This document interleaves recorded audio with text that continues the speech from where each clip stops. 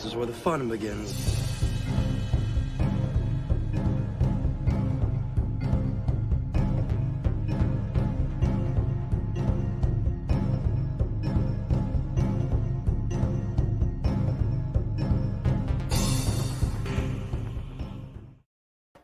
Prepare yourself for Star Wars, Shadows of the Empire. The evil Empire has struck back with a vengeance, and a new villain, the crime lord Shizor, schemes to replace Darth Vader as the Emperor's second-in-command. With Han Solo held frozen in carbonite by bounty hunter Boba Fett, it's the rebellion's darkest hour. Now, join Jedi warrior Luke Skywalker, hard-charging Chewbacca, and go undercover with heroic pilot Dash Rendar and his booming Outrider. But can Han Solo be freed and Shizor be stopped? Star Wars, Shadows of the Empire. Look for the authentic figures and vehicles from Kenner. Hi everyone and good morning. I am not on camera today. I am basically had little technical difficulties again, but with my keyboard on my main computer where I like to now air my live streams. And so where I'm positioned with the keyboard, the view, I guess, or the lighting and stuff is all terrible. And so you got a faceless here, OG Star Wars, but I am here. And good morning, you guys, and welcome to Thursday morning coffee chat. And I'm excited to be here with you guys to discuss Star Wars lore, Stormtrooper, and also slang and cuss words in the galaxy there. And I think that it's a fun topic that we can all just share and laugh about and have a good time. And then also discuss the Stormtroopers and their purpose, what they mean, and how they evolved from the clones. And, of course, the purpose of them, how they were garrisoned throughout the galaxy as well. But first of all, I want to know what is in your mug. What beverage are you enjoying as you sit down here for coffee chat with me? So let me know, and then share out the stream. Let everybody know that I'm live. And yeah, and invite people to come in. It feels like a very slow Thursday, very slow on social media, YouTube as well. And so it feels very odd. But we are here. I'm here, whether there's only 3 of us, 5 of us, 20 of us, 50 of us, or whatever. I am here because of the love of Star Wars and wanting to sit and chat with you wonderful supporters, friends, allies, whatever you guys are. I don't know exactly what to call that. Fans, I guess you could say. But first of all, please go vote for your favorite slang or cuss word. We have staying. It was so hard to decide. I did send out a late request on people's favorite top 4, I guess you could say, our favorite slang or cuss words in the Star Wars galaxy or universe, and only got a couple replies. I know it was a late one, so I apologize. I did get a couple of replies, so I took a couple off of those and then added some of them, like staying. Staying is an Alderaanian explicit cuss word. I looked up the definition. It wouldn't give exactly the definition. And then criff basically is another explicit one there, and it wouldn't give, so I'm kind of frustrated on that, but we can probably guess what they are. And then Chakar is is a Mandalorian explicit, like slang cuss word. Chakar.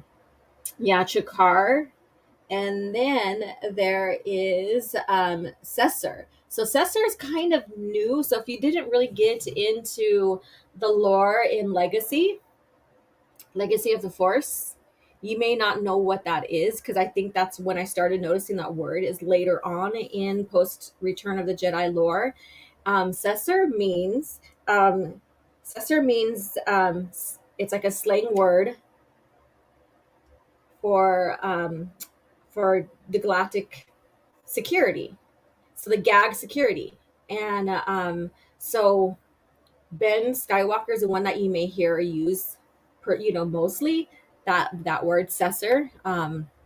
So there's a little history on that, just in case if you guys didn't know some of these slang words. We do have, I was going to put poodoo on there, and then some other ones, and like I only get 4 choices, and I wanted to mix it up. So poodoo is something you hear in the movies, the PT. And yeah, so go ahead and vote. So far we have Sting is at 17%, Criff is at 67, Chakar is at 17, and Cesar is at 0. And I think because Cesar is one of the, I guess you could say, quote unquote, newer one that you start hearing later on in the lore, um, it's like, I think it developed on Coruscant because of the gag security, because of Jason's security, his enforcements there. Nerf herder is another one. Yes, I see that. So let me go ahead and see who's all joining us here and say hello. All right. We have Orange Hat Review. Good morning, Alora. Well, good morning. And yes, you spelled my name right. That's cool. And then, yeah, please hit the like button and share the stream out. Yes, share it out. Yeah. You'll be doing the dishes. That's cool. Just listen, enjoy, comment when you can. Don't ruin your phone or your device by going back and forth from wet hands and touching your device. That kind of sounds funny, but still. And then we have Iris. Good morning. Good morning. Good morning. And then those who may not know, well, actually, my avatar here, and I still needed to learn how to use the OBS so I can have a better like overlay of my avatar and stuff like that. But my avatar here, do you guys know who she is? It's my face on the character, but do you know who she is? Let me know in the comments. And then let me know a little bit history, what you know about her, who she married to, and all that. And then we have Brickinator. What's up? Hello. Iris says, my husband's company sold the ammo purchased for Rogue One Shore Trooper extras. We were led to their online store. It was pretty exciting for us. Wow, okay. Yeah, to be involved with the movie props, I guess you could say. That's pretty cool. Let's see here. And um, Battlestar Galactica Frack is my all-time favorite. Oh, I know. Isn't that neat how these fantasies, these sci-fi fantasies or whatever, they have their own cuss words, and even if they speak what we know as English, like in Star Wars, it's called basic. That's just like the shortened word for it, and it's not necessarily English. When you look into the history of it, it's a combination of like High Alderanian, or not Alderanian, High Coruscanti, and then you have other species words mixed in, shuffled in, and it became basically the language of the galaxy, basic of the galaxy. So it's very interesting. And then, of course, you have all the other species, languages, all of that. And then we get into the slang and cuss words that, basically get picked up by everybody and start, and are used. So it's very interesting. Very, very interesting if you want to get behind all the linguistics, the language, and all the dynamics of communication and all that. And, you have Arabic as the alphabet, which I think is pretty cool as well. Just to look at it and learning how to recognize, to read, is something I've never really fully developed just yet. And that's going to take time on my side to do so.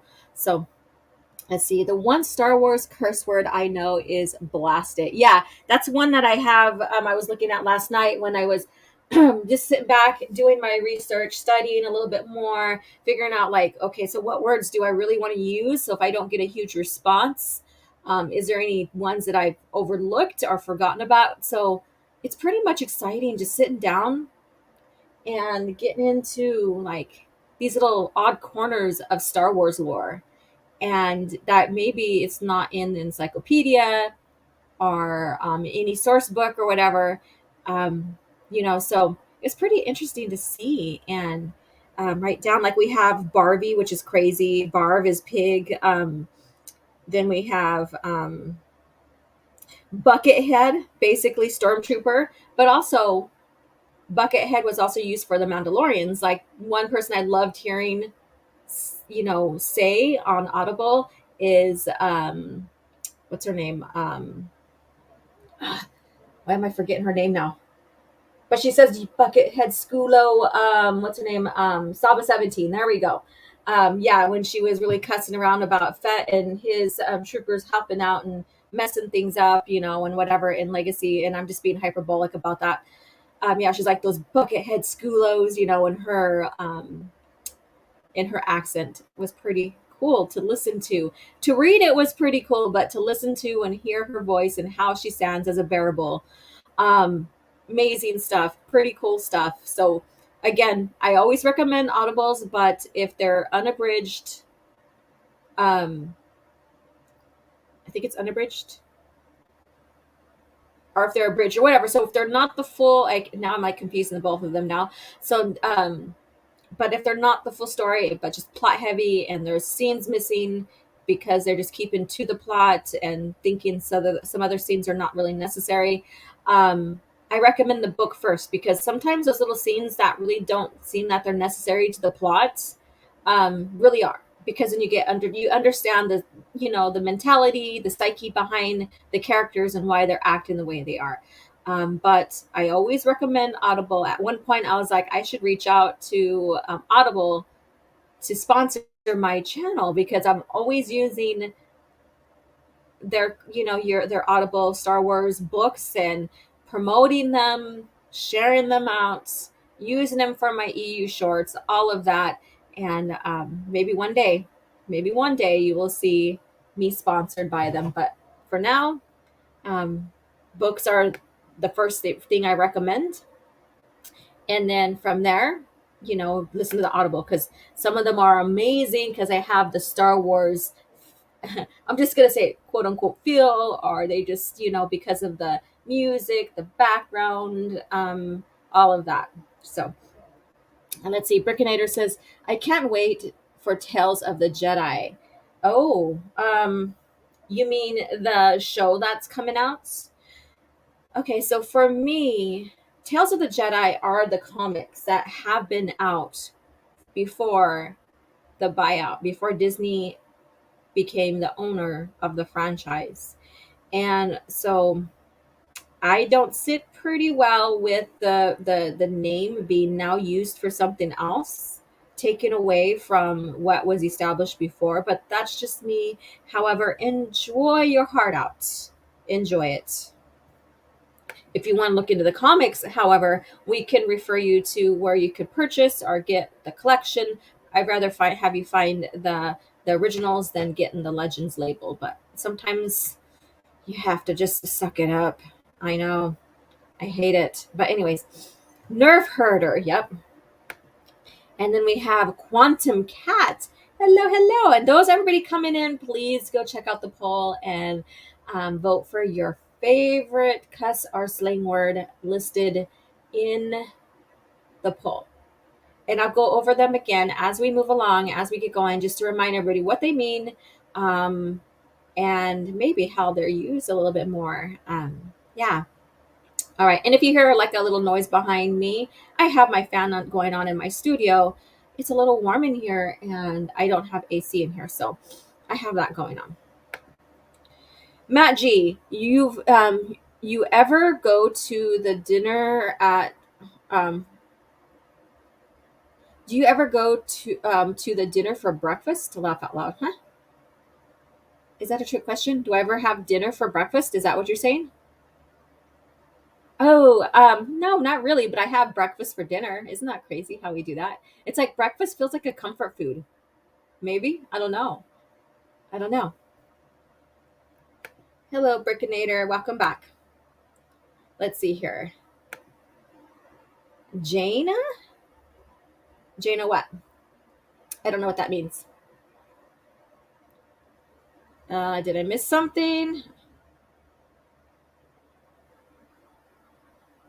Oh, you guys are talking about what Ira said. Laura, get with it.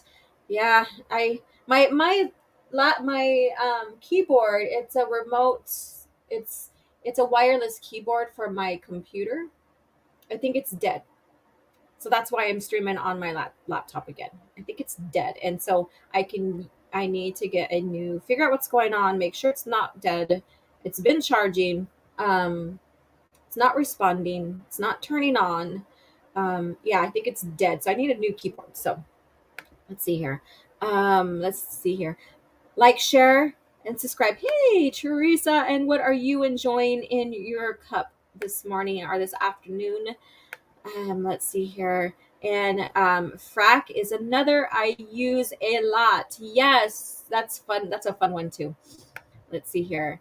Can't go wrong with the F word or Star Wars Kark. Yes, Kark is another. And that's when I was like between Cesar and Kark. I was like, But then I was like, Cesar, like when you're like, in like kind of in the underworld, I guess you could say the opposite of or whatever. That's the slang word they would use to tip off any security, galactic gag security, cessor, and stuff like that. So that's universal, to make everybody like scatter and, and make cause a little chaos so that the gag security wouldn't know exactly what's going on. So I thought that was pretty cool. Let's see here. And thank you again, Big Raj, Canadian 199, thumbs up. I appreciate the super sticker, and I appreciate all support that you guys are lending here, being here in the chat with me and discussing Star Wars, being subscribers, becoming members, all of that. Yeah, there's a lot going on in my life, but I'm happy to be here with you and happy to at least to have these moments with you as on live. And speaking of live, and I'll announce this at the end of the show before we depart, part our ways. I am having Talking EU with Tad or Mandalore. So stay tuned for that. That Saturday, I believe it's at 7 p.m. I don't have the time in front of me, but I believe it's 7 p.m. I didn't create the stream for it yet. So I'll be sharing that out here pretty soon. So come in here. This is going to be a fun conversation. He is so into the lore as well. He has an amazing channel. One of the people I went to watch little clips, and if there's something that I was missing on a character trait for for a character that he may have shared on his channel, I would go watch that. And and I always recommended his channel as well, especially the two-part video or videos about the Clone Wars and how they don't fit in what now is called quote unquote the Legends timeline. And he breaks things down. He shares how much like continuity is broken from the Clone Wars, including to the movies, which, if we know the hierarchy of canon, the Clone Wars is not something that would retcon the movies, and stuff like that. So go check out his channel and stay tuned for our coming interview. And I'll be looking for more people to interview as well. So you'll be surprised with people that maybe you don't know and maybe you do know. So stay tuned for all of that. And then I'm thinking late November or early December, I'm going to hopefully begin my review and talk of Star Wars art, like concept art and novel art, and comparing and all that. I think that would be a fun subject to talk about. It's not being done, but we do read with our eyes before we pick up the book, right? So if the cover art to a book has a story behind it and looks intriguing, you usually OG's Karkin channel thank you. You usually will pick it up. And some of my most favorite covers are from the X-Wing series. Yeah, so stay tuned for that. I will announce that. And then my holocron journal, I've kind of put on hiatus right now, because how I want to do it is not exactly how I've been doing it. So once I get the proper equipment and all of that and set up, I will continue that. So stay tuned for the continuance of the HoloNet Journal. That's a once a month program that goes over history, this time in history for Lucasfilm. So it goes back in time for a month, and I share history during that month and what was going on in Star Wars and Lucasfilm. So stay tuned for that to come back. Let's see here. And with my keyboard being a shit, now I have a keyboard to add to the equipment that I want to get. Let's see here. Tales of Ahsoka, who's by his own admission not a Jedi anymore. Yeah. Yeah, she's not a Jedi. Favorite of all times is Fear Effect. That's another one I was going to put on there. But if a woman is being very unlikable, laugh out loud. Shoot. Yeah. Yeah, that's kind of explicit going towards Twi'leks, but it could be used for women in general. Um, Dinner, restaurant. Don't know. Where's this coming at, Matt? Are you hungry? Light coffee, pancakes, pork, roll sandwich, hash browns. Ah, you mean like ordering? Okay, I know now what you're talking about for breakfast. Dinner for breakfast. I think the only thing that I ever gotten that you would consider dinner for breakfast at a restaurant or even at home making it is maybe a steak. Yeah, maybe a steak and eggs, but that's been a long time since I've had steak and eggs. um Batsy Universe, hey, what's up? How you doing? Let's see here. And um yeah, I today kind of feels like things are kind of topsy-turvy. It's like quiet on social media, on YouTube. I don't know what's going on. You know And ever since my channel got locked, not my channel, my Twitter got locked. I got locked out of my Twitter, and I appealed my case and won. It feels like, that, and I don't necessarily believe in shadow bans or anything like that, but it feels like my channel is, like, I don't know. It just feels like my channel has been quieted, I guess. I don't know. Like I said, I don't believe in shadow bans, but I do believe, like, once you've been gotten some kind of reprimand, I guess you can say, from Twitter, and they, even though you win your case, it feels like it makes your channel less, the algorithm of it is not really good. I guess that's probably what I'm trying to say. And so it's weird. Let's see here. And didn't even know how much canon was contradicted in TCW until one of Tad's videos. Correct. I mean, you got to sit down and really, really, look at it. I started seeing it from I would say, quote unquote, the beginning, um, and it started just like turning me off to them. And so, to the Clone Wars, and the best, like, I guess you could say, episodes were just specifically about the clones during the time. And so, yeah, but that's all I'm going to say about that. Maybe we'll have a conversation about that during his interview, Talking EU interview. We'll see. And we might not even, because there's so much to talk about, and he has so much knowledge as well. And I think it's going to be a great conversation. I think it's going to be one that I would love to have a part two, sometime in the future after. So stay tuned for that. Let's see where we go from there. And again, if you're coming in, we're going to get into Stormtroopers right now, or pretty soon. But if you're coming in, please vote for your favorite cuss or slang words in the Star Wars universe. Stang, Criff, Chakar, or Cessor. So stang is basically a Alderaanian explicit cuss word. And Criff is another one as well. Not from Alderaanian. I didn't find the origins, but we have Criff, and then we have Chakar, which basically is a Mandalorian. It means thief, or a term of abuse, or how they use it. And how they use it can be like a cuss word towards someone that's not favorable to them. And then Cessor basically is a slang word, for the gag security on Coruscant, and this is under Jason Solo's faction. And so, I thought I'd give you guys some information on that, so you can make a proper assessment on which one you may like out of these. I can only share four. Only four. I am sorry. So Stang is at 22. Criff is at 56. Chakar is at 11 and Cesar is at 11. So we have a tie between Chakar and Cesar. If you really like Mandalorian culture, Mando, um, then you might favor Chakar. Who knows?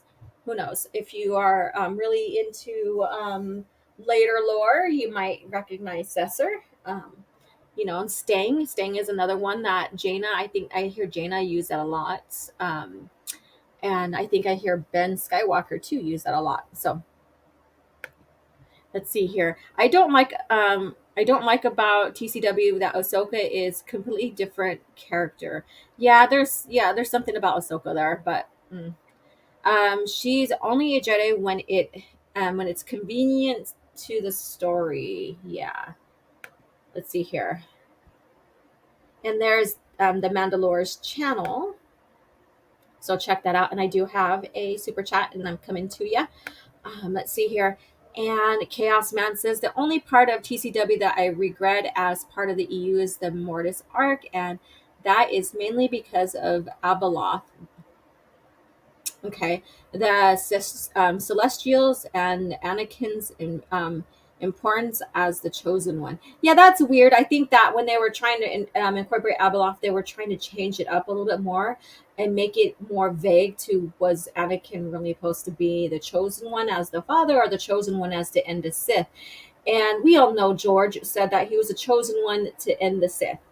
So that's when Mortis came about. I was really concerned and confused about that, on where they're going to go with that.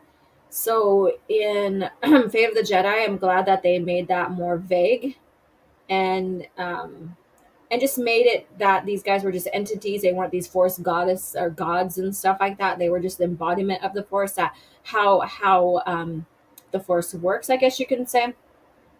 But we know the Celestials, you know, um, were more or less something too that was a vague thing too. So that's an interesting story. Maybe we'll have a conversation in the future about that on Coffee Chat because it goes into the Clone Wars a little bit. And so that's one thing I was like, what are you doing when it came to the Fate of the Jedi?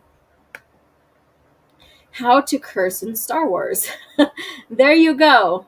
Yeah, people make a video, and I wanted to make a video on that too, but we'll see because I'm finishing up an internship in 2 weeks. I'll be done with that. So that has me kind of busy in the background of my channel. So, in fact, I work tonight on the internship. So, yeah, so I won't be on Babe to Menace for this Thursday and next Thursday, but then after that I will. So I'm excited. Barnes and Noble has a leather-bound copy of um, Jedders Bounty Hunters Wars. Oh yeah, the KW Jedders. Yeah, the Bounty Hunter Wars trilogy. That's super tempting. Yeah, I know. Is it hardcover or is it paperback? And thank you again for the super chat, $2. You guys don't have dinner, not dinner. You don't have dinners, laugh out, not dinner, a diner. So going out to a diner for breakfast, is that what you're asking?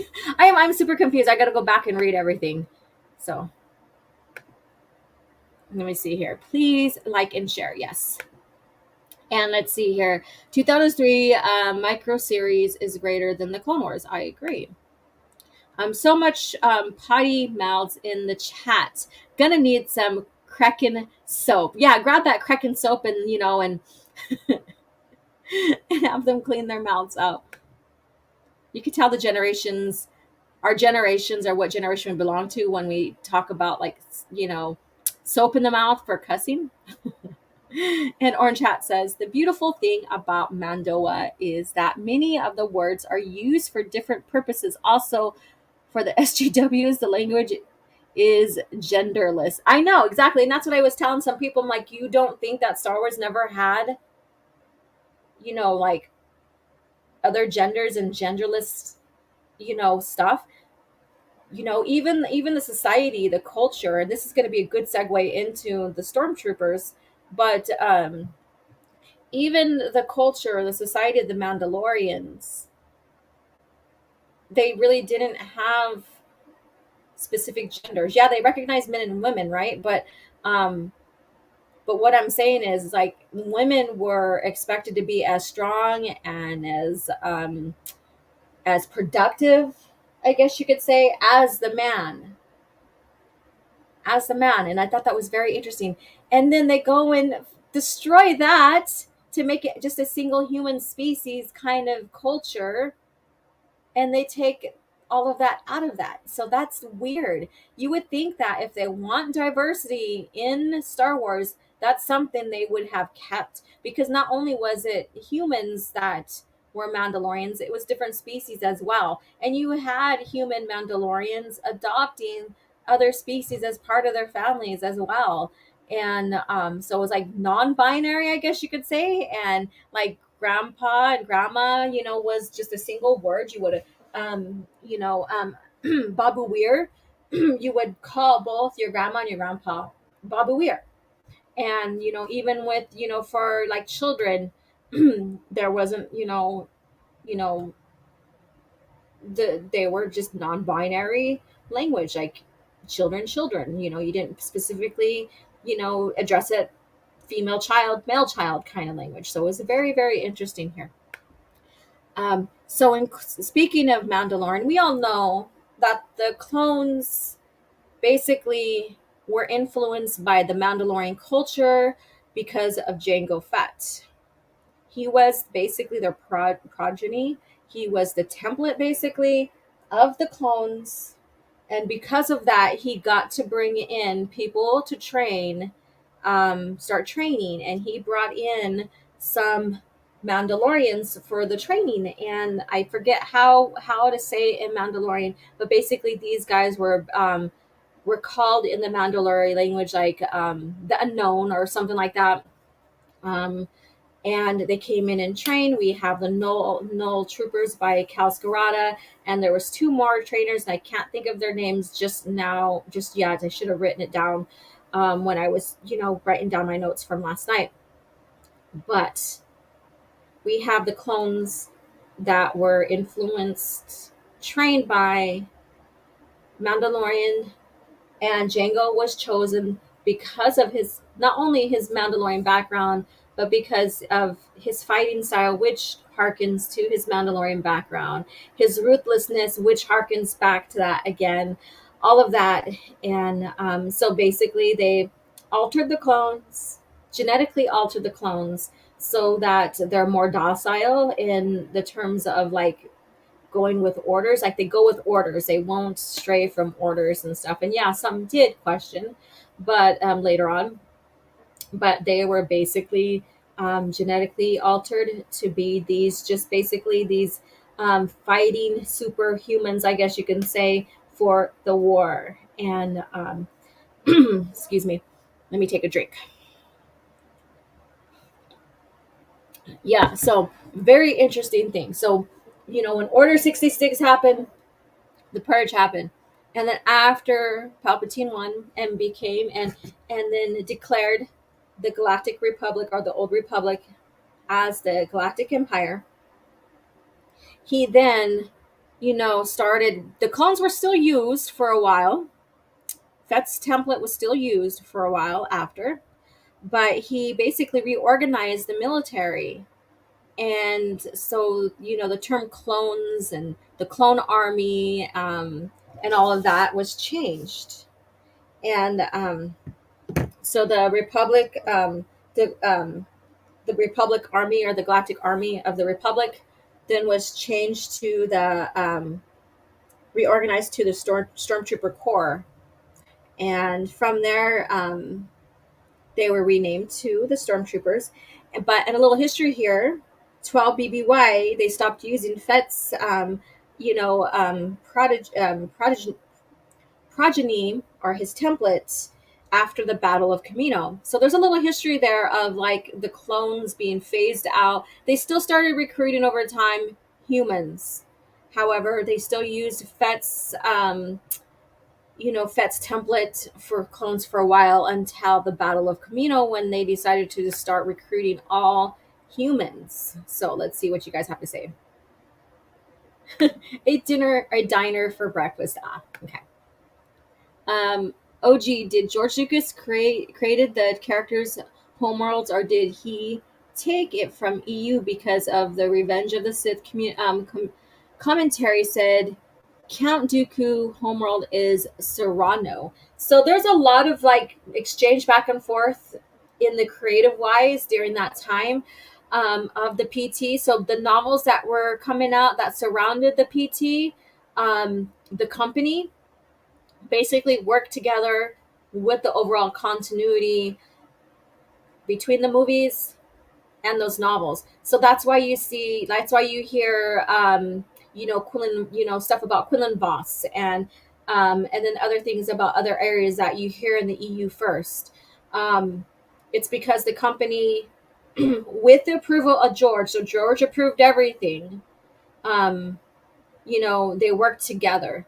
So there are some that George helped create. There's some that he approved of and then used. So so varying from place to place or lore, creative lore, novel versus movie and stuff will differ with George's activity or involvement with. So, but that's what the beauty of Star Wars is. That's why a lot of people love Star Wars pre Disney, is because of how much they paid attention to continuity, especially how much the PT really was able to work with the EU on keeping continuity. Not so more of the OT because that's the very first one and everything started expanding off of that. But when George Lucas did the special editions of the OT, he did incorporate a little bit of some EU stuff that was coming out during the time of the special editions.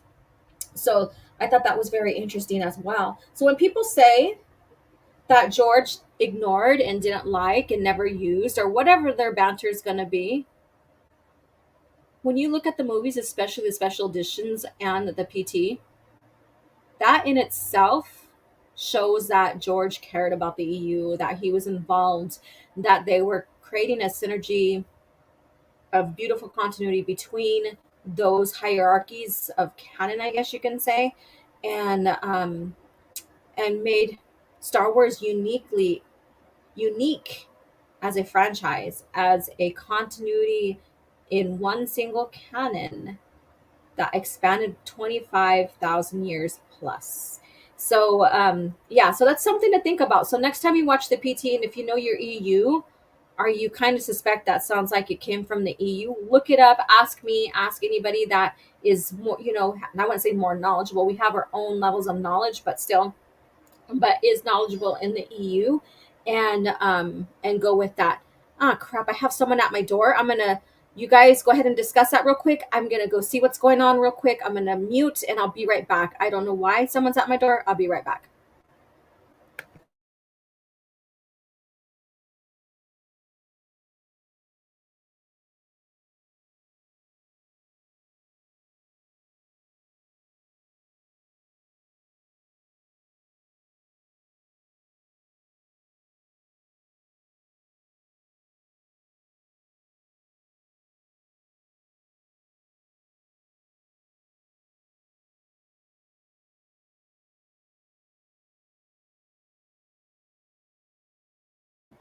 All right, I'm back. I got two big packages that was delivered, and I'm not used to having the mail lady come to my door and ring the doorbell. Yeah, so I'm back. Yeah, so that's a little bit of history, IEU stuff. And if you have noticed, if you follow me on Twitter, you know, I was in a big, huge, crazy discussion, debate, argument about the EU not too long ago, like a couple of days ago. It was weird. Okay, let's see what you guys have to say. Mandoa developed the by Karen Travis rivals Tolkien's Elvish in my books. Oh, that's an interesting take. All right. All right. I never heard someone do that. That's really a hot take right there. Mandalorian proverb: Make your son strong, make your daughter stronger. Yes, yes. And then Marsha Lucas created the Mandalorians. So she came in disguise and renamed herself Karen Travis, huh? Let's see here. Term for mother, father, we're. Yep. I'm gonna have to do a channel just on some of the languages, like Mandalorian and stuff like that. Children are little ones or younger generations. Suffix "ika," yeah, is referring to small children or one's child or dear one. Correct. Yeah. So very very interesting with that. And I didn't really know that I was going to get more into Mandalorian stuff than talking about stormtroopers, but we are. Then we'll get into the cringe factor article and talk more about cuss words because the article does have something about that Star Wars slang and cuss words. So you guys might get kind of upset or might be like, "What the hell?" That's what cringe factor is about. Is like making you like sit back and like, "What the hell? What the fuck?" Kind of deal. So it's the reactionist kind of thing. Let me see here. Let's see here.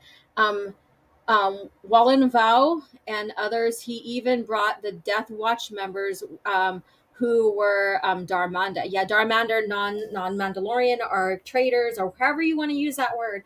And then Syntax 2 clones had a high suicide rate. Yes, and I was going to get into that. But yeah, we had a high suicide rate at one time. Sped because they sped up their age. Their age or increased their age to be batched out in less than a year. Yeah, isn't that crazy how they did that? It's like over time, the clones were age cycles were sped up because they were just a tool. They were a basically organic type, like organic machine only created for one purpose. Isn't that crazy to think about that when you think about Star Wars and the Clone Wars and the phases that the clones went through, and then also as they were now, called stormtroopers and used until 12 BBY after the Camino, uprising, I guess you could say, or the battle at Camino. Yeah. Hey, Keely Chow, how are you doing?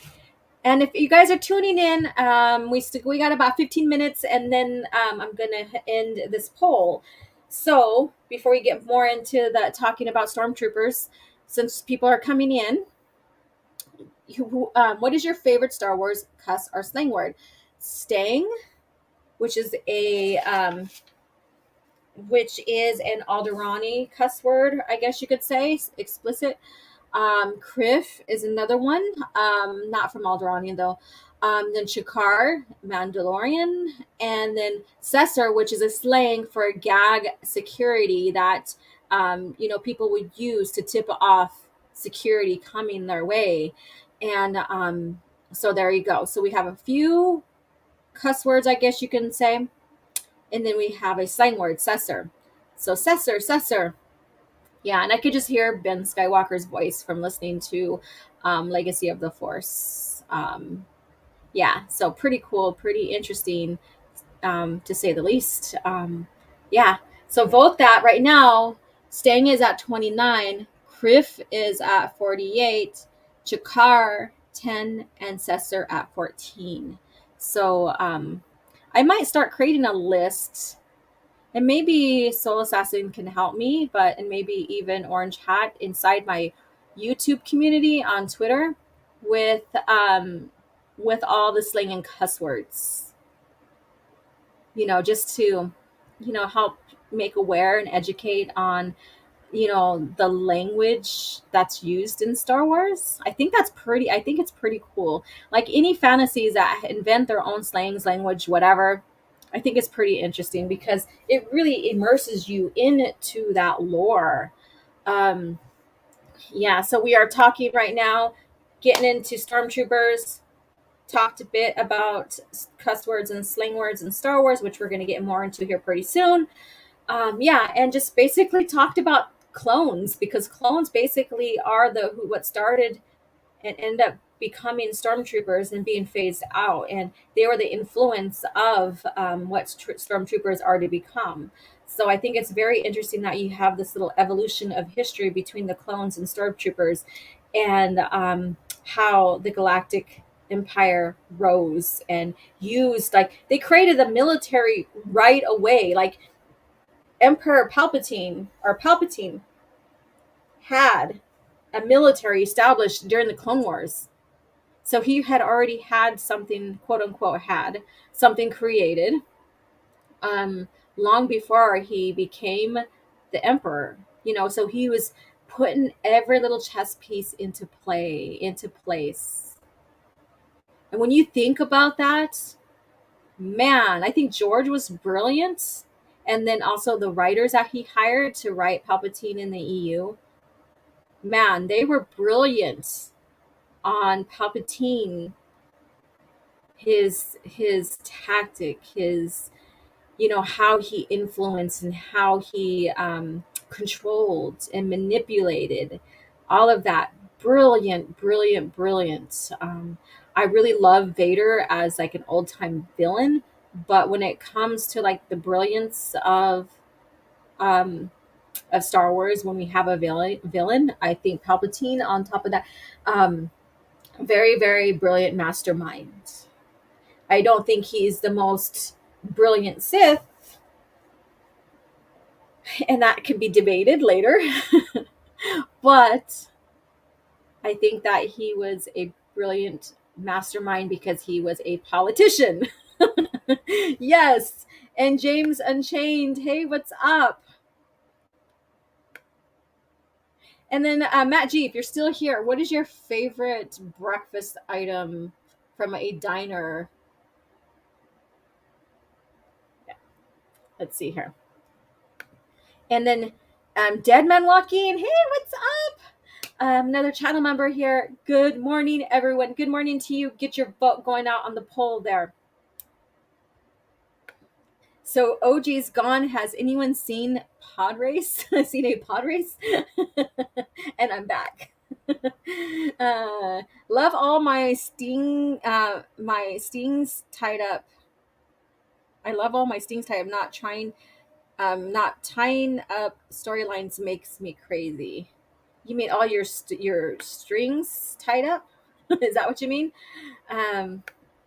Okay, Gordon says OG and is an EU argument. No, OG in an EU. Okay, OG in an EU argument. No, with the laughing.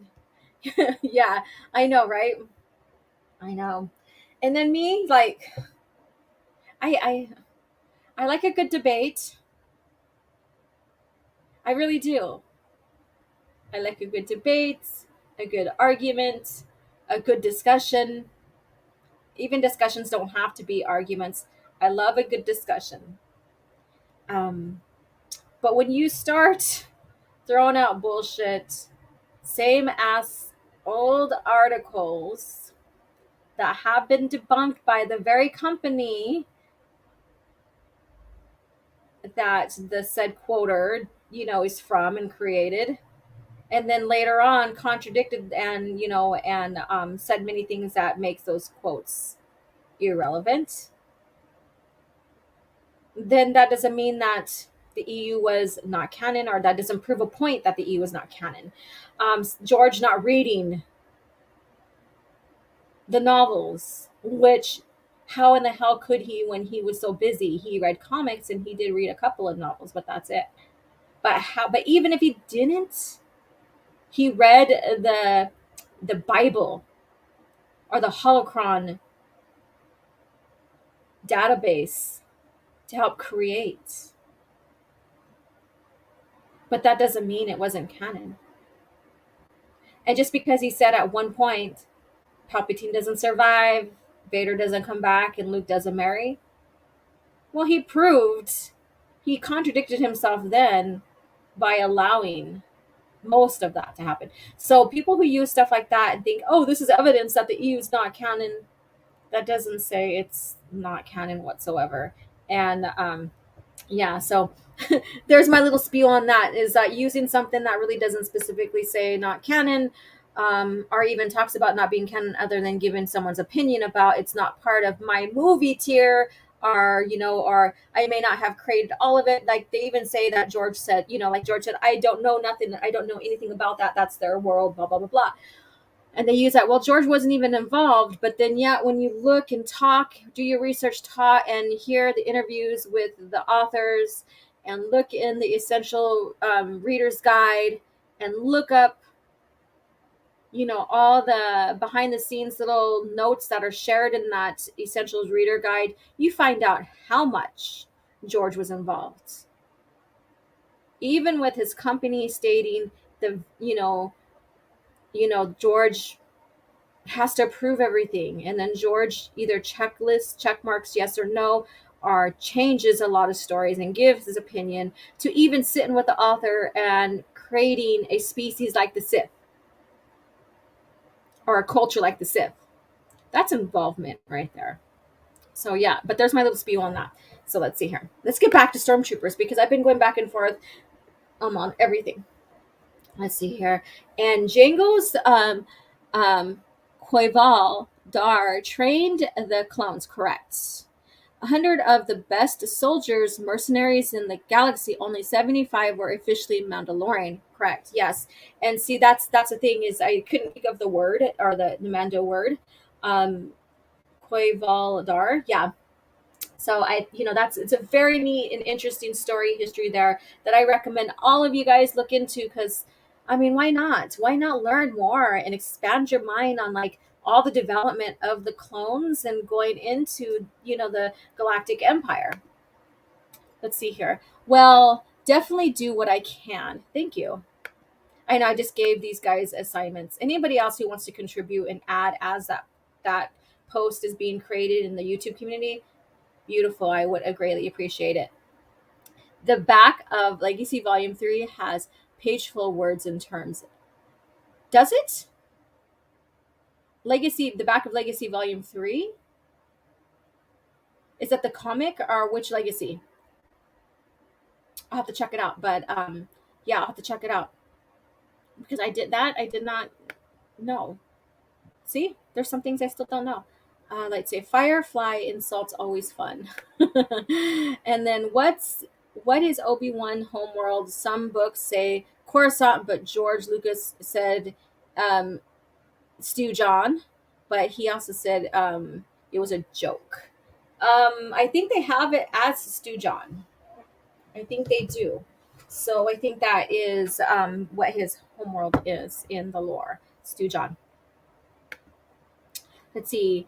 Good morning, Stig. How are you doing? I like women who debate craft arguments. That's how I got here. Well, thank you so much. I'm glad that I intrigued you, and that now you're part of this the YouTube channel and my YouTube community. I think you might be on my YouTube community. I'm not sure, but if you're on Twitter and you're not in the YouTube community, what are you waiting for? What are you waiting for? All right.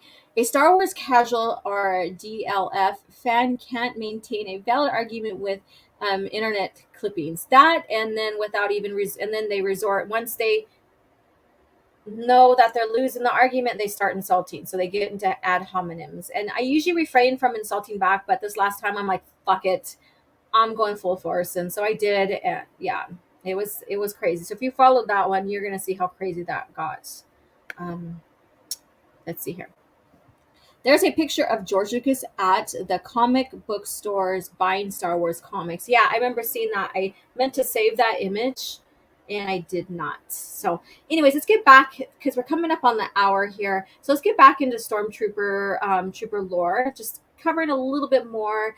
The reason why I'm posting this, because I seen someone trying to say that Stormtroopers, that Andor is proving that stormtroopers are elite, in that they aren't being used in this lore because the Rebel Alliance hasn't got their attention yet, and they're not just this common soldier type group, which I kind of disagree with, because they were the foot soldiers of the galaxy, right? They were the ones that were the faces of enforcement of Palpatine's order, basically his power, his rule of the galaxy. And they were garrisoned in so many systems and the system's planets to enforce the imperial laws.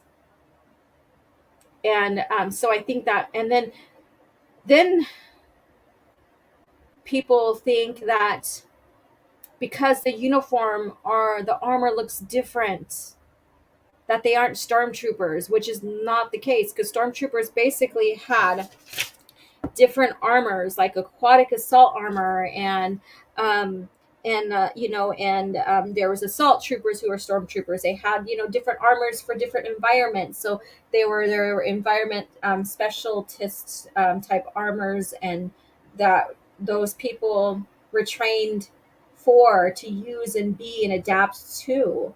And so when people say, well, this isn't a stormtrooper, and use it as evidence, even though you can look it up and confirm it is, it shows how little they know.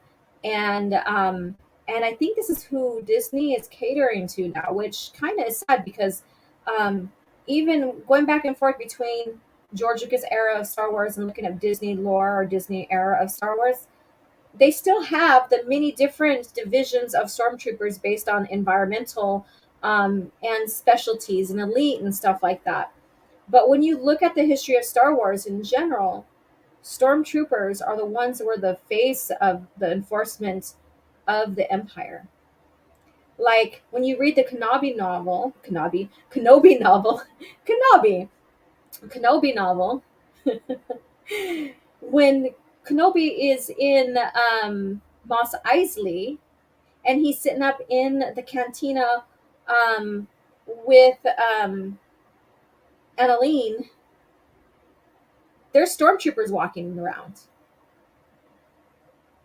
And people know, in Tatooine, people know who they are already. They know that they're stormtroopers, basically, and they're being garrisoned there because the Galactic Republic, or the Old Republic, had a little small garrison, a small facility there. And so they went in, claimed it as theirs, and stationed a few of the stormtroopers, or the garrison, or a garrison there, or at least a little small group of them. And so it's very amazing how people ignore the fact that when they see a stormtrooper, they think of white armor, and that's it. And if they don't realize that stormtroopers come in many different forms and shapes, and many different tasks and missions. Like the ISB, basically, they have commanded the stormtroopers in the past. If you've read Allegiance, is a good story regarding that, and I highly recommend that book. It's a fun one. Not, I wouldn't say it is Timothy Zahn's good one. I think it's average, but I think it's fun. So I think he hit lightning with the Thrawn trilogy, and after that, all others were good or average or whatever, and I'm not trying to be mean or anything like that. That's just how I think about that. Steak says they are retarded. This is no other explanation. There is no other explanation. But yeah. A lot of edge lords on Twitter saying dumb things to cause problems. Correct. And an in Disney canon Vader led stormtroopers from day one. Yeah, in Disney, and even in the original lore, because he had his 501st. The 501st is the exception to the rules on, like with elite stormtroopers and stuff like that, I guess you can say. But when I was doing research, um, the stormtroopers were still considered elite, right? But in the original lore, they were their own military force, and then you have the army and the navy. And the navy basically did help transport them and stuff like that, because of course they needed transportation and stuff. Almost similar to how the navy is with the Marines, but not quite, because the Marines were still a part of the navy. The stormtroopers in original lore are not part of the army or the navy. And then in the new lore, the Stormtrooper Corps is a part of the Army. So now we're harking back to the Army-Navy relationship, if you want to compare to our reality, with Stormtrooper versus Army. And so then when you see in Solo that Stormtrooper riding that patrol vehicle, and that's an army patrol vehicle in their lore, there's a reason why and stuff. So I did my research, as you can tell, and stuff like that. And so people are confusing all of this, saying that they're the elites, that they were probably misconceived in the original lore, and that they're only just sent out when it is needed, like when the rebels start creating heat. And then they think that the military was barely being created in 5 BBY for the Disney lore. And I'm like, what? Just like the showrunner Tony Gilroy basically said that, you know, Palpatine is barely establishing or gaining control of the galaxy at 5 BBY. 5 BBY, that's like 4 years before the Battle of Yavin. Are you fucking kidding me? He gained control at Order 66. He gained military control before that as the Chancellor, and then just reconstructed the military after Order 66. I don't think these people even know what the fuck they are talking about. I don't even think they know lore. It is crazy. It's astonishingly crazy. I don't know. It's weird. All right, let's see here. And let's see here. Trooper garrisons are a staple of Dark Horse comics storyline. Yeah, and that's the thing. So they're saying that, you know, stormtroopers are elite, and so they're not being used because they're only used for special needs, special ops, what have you. That's what some people are saying, and that's what's being kind of alluded in Andor. But then rebels, same exact time, 5 BBY, they're parallel with each other. Stormtroopers everywhere. Basically, they're being used in the stories after these small little patches of rebels. So I don't know. They can't keep their fucking lore straight. And it's at this point, it is funnier than hell. I think I'm kind of enjoying debunking some of their bullshit. It's been fun doing that. It truly has. All right, let's go ahead and go on. Let me see what you guys are saying. But if one's never read or any of the comics, yeah, of course, then they don't know. But then because maybe they haven't read, and then you go and say, hey, this happened this way, blah blah blah. Even if you cite a source or not, they're gonna counter, crazy. They're gonna counter with emotions, and they're gonna be upset because you corrected them. There's no conversation like, okay, yeah, okay, well then blah blah blah blah. There's no constructive conversation with them whatsoever. A guy told me yesterday none of my opinions were valid because my hair is dyed one of one, or yeah, or one of two, you mean? Yeah, and I didn't respond because it wasn't worth my time to tell him people who judge strangers based on their appearance are not worth my time. I don't like arguing with people with no respect. Yeah, I mean, it's just the stigma of these SJWs, are these people who hijacked a certain hairstyle, a certain hair color. And now, so people who are using that against people who truly just love to do their hair that way, but it doesn't really reflect their political views or their self views or anything like that. Yeah, we're in weird times. It's like you can't do anything or even post a fucking American flag without being stereotyped.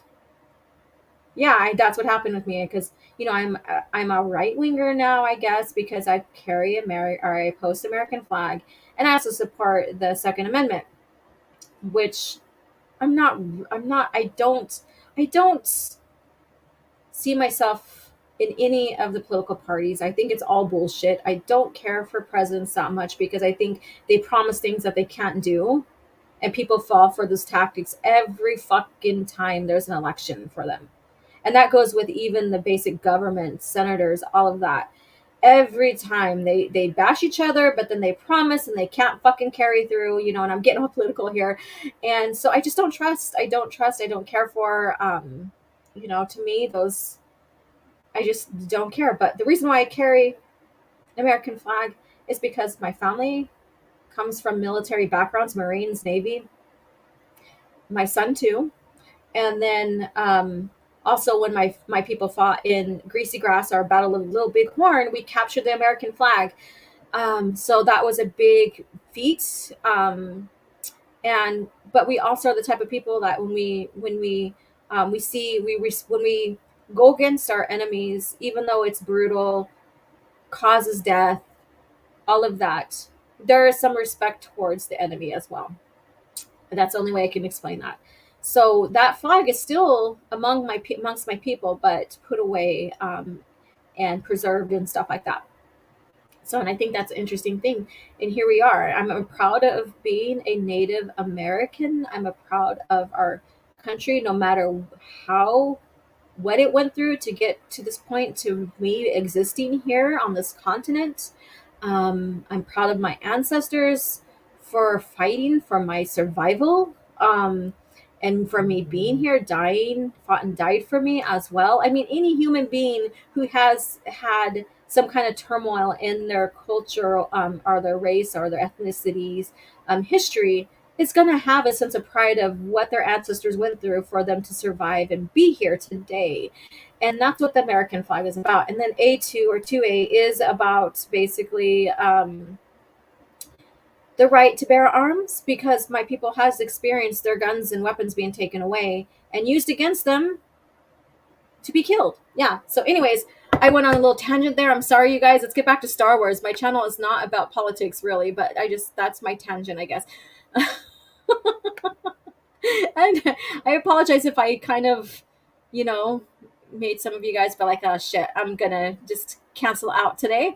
I read the Padme books from Disney canon and they are awful. That's what I've heard. That's what I've been hearing. I'm Texas. I hate politicians. Yeah. I love my pink hair. Pretty cool. That's pretty cool. Right now, my hair is like dark brown, and I did have my hair highlighted with like caramel kind of streaks, highlights, and stuff like that. All right, yeah, I got 9 of you guys. We were up to 20. Now I got 9. I'm sorry, you guys. That's okay. It's fine to keep it real. Yeah, that's what basically what I'm doing. Keeping it real. Like when I talked about the S word a while back. Yeah, I had some people turn on me, and that's fine. But it's just an educational part. I'm an educator when it comes to my culture and stuff. So if I see something that, I want to make sure that maybe you're aware of, like how that word's being used against my people, the women of my people, the female of my people, then that would, that I think that would be a great learning lesson. I'm not trying to tear anybody down or anything like that. However, then I was called SJW, all this other stuff, because I was bringing awareness to the use of that word. Crazy shit, but here I am. That's okay. All right. So let's go ahead and get into that article. So I just wanted to talk about stormtroopers here and some of their evolutions. And basically, they were used for a brutal and effective effectiveness on their tactics to keep thousands of systems in submission to the Empire. Yeah. So they were used as a brutal and tactic efficient force to keep thousands of systems in submission to the Empire. So they were the face of the Empire. There you go. All right. So I'm going to go ahead and close the poll. But if you're coming in and you haven't voted, you still have time, because I'm going to read it off. Favorite Star Wars cuss or slang word? Stang, Criff, Chakar, and Cessor. So Stang is at 32, Criff 44, Chakar at 8, and Cessor at 16. So that's going to end there. Thank you guys for voting on that. I always love doing these polls because, and then, we get to share a little bit more history and talk about that as well.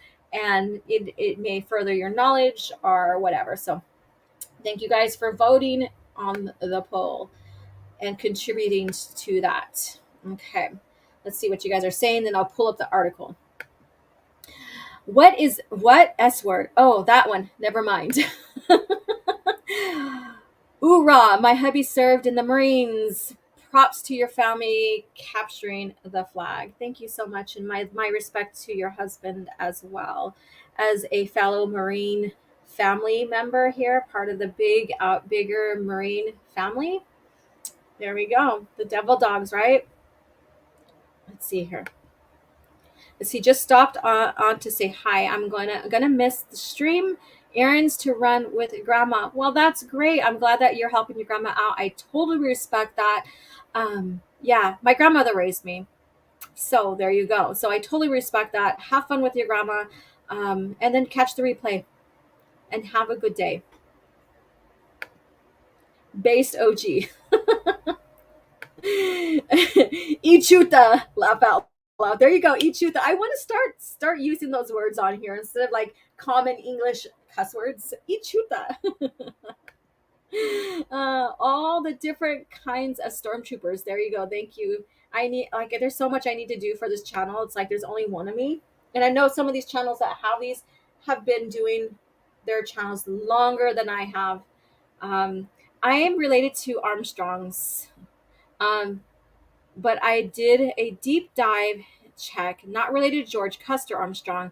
That would have been embarrassing. Oh, yeah, he was kind of an embarrassment, right? After when the Battle of Little Big Horn happened, that was an embarrassment because yeah, that was embarrassment right at the centennial of the founding of the country. So there you go. Yeah, I know there are some people like Cheyenne people I know um, that are related to Custer because, yeah, rape happened and stuff like that. Yeah. The author of the book, E.K. Johnson, wanted to give Padme and Sabi lesbian love story. I'm like, what the fuck? Yeah, that's what they want to do now. It's crazy how they do that. It's Chakar sounds fun to say. Yeah, Chakar. Chakar. Mandalorian Mandoa is very fun when you start going and looking and learning about the language and saying the words. So much fun. It just kind of rolls off your tongue. Yeah, you should speak more Huttese on the channel. Oh, okay.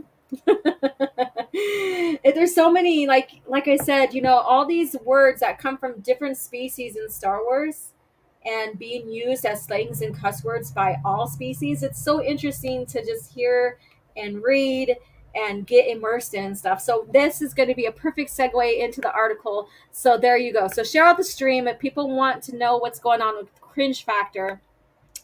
Oh boy, this is going to be something. So let's see here. So we're getting into the Cringe Factor of the show. So go and grab your coffee, your beverage, your snack, because this is going to be a fun one. This is going to go into the Star Wars cuss word and slangs. This is going to also go into a lot of like, we're going to be like, aha, we knew this already, but still it's going to go into why people have to relate to something and can't really get into escapism. And this is the kind of people that they are catering to. So grab your drinks. I'm going to go ahead and see what's going on in the chat before I start reading. Let's see here. I think there's only one after that. For Griffin's sake, yeah. Or Cricken, not Griffin. For Cricken's sake, yeah. Cranberry juice and ice water. That sounds refreshing. I do like cranberry juice. I'm kind of weird like that sometimes. Let's get to here. Let's get to the screen. So this says, and I just want to move you over. Okay. All right. So this says Andor makes another controversial addition to Star Wars canon. So when I think about Star Wars canon, I really don't necessarily think about Disney lore. I think about what they're expanding off of, and that's George Lucas's lore.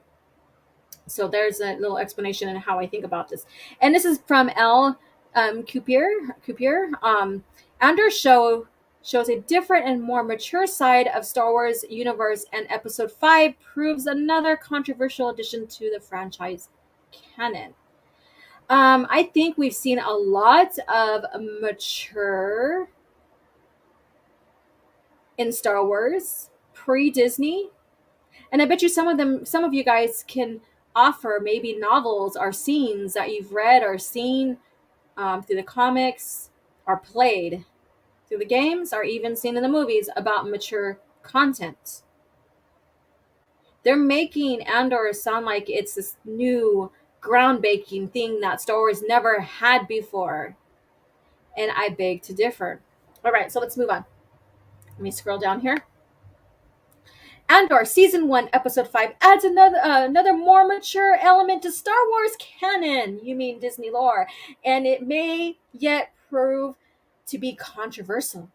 The series provides a different outlook on Star Wars universe and the rebellion, especially by showcasing the difficult choices and sacrifices that need to be made to win against the Emperor's oppressive regime.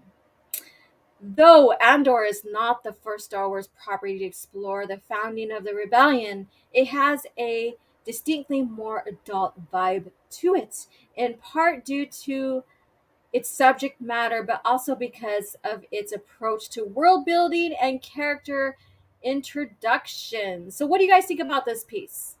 Again, they're making it sound like they're creating some groundbreaking world building, character introduction type breakthroughs in Star Wars lore, like as if pre Disney lore did not do this already. Yeah. So we already know, if you've read the comics, if you read some of the books, you already know that there was difficult choices that they had to make and sacrifices that was needed for them to win against the Empire. And before we ended the comic reading exploration series on Coffee Chat, we were well into the Rebellion versus Empire comics there. And we've seen these choices that were being made that also cost the rebels a lot. We've seen characters introduced in unique ways that maybe have been killed or then moved on since then. So I'm going to see what you guys are saying there. I don't have this separate screen from my tabs. I'm sharing from a tab. Let me see here.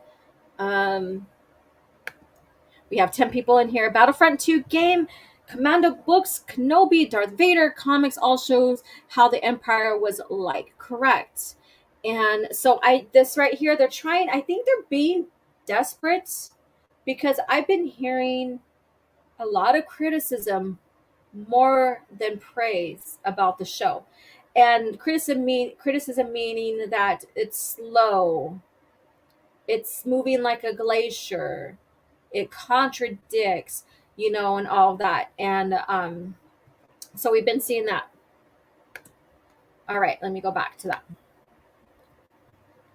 Even though Star Wars is considered a franchise for kids, that was the key words that the anti-EU people would say to us. Oh, what you getting all blah blah blah, it's for kids, nah, nah, nah, nah, kind of deal. And it has always depicted adult themes. No shit, look at the PT. The tolls of war, fascism, slavery, sacrifice, and loss are all explored in great depth. Star Wars has introduced concepts like drugs in the form of death sticks, yeah, pre-Disney, and plenty of galactic curse words as well. Yes. The insinuation of real world issues, substances, and language has always been part of Star Wars, no matter the medium or the story that was being told. Now I'm going to go to that. The insinuation. There's no insinuation of real world issues. If George did not tell the public what he was inspired by through the events that happen in our life, our reality, people wouldn't have known how he took those that what he was inspired by and created themes, tropes, and allegories from them, right? And yeah, there are some language like hell that was added in there. So that's became part of the Star Wars world, the term hell. But when you look at the term hell here versus there, it's different because there's no religion correspond like devil kind of thing. So that there's that change there. Andor has striven to tell a story that is more grounded in reality. There you go. So here you go. More grounded in reality. Story more grounded in reality, meaning our reality, not their reality, our reality, which then takes the escapism out, takes us out of this unique world George created.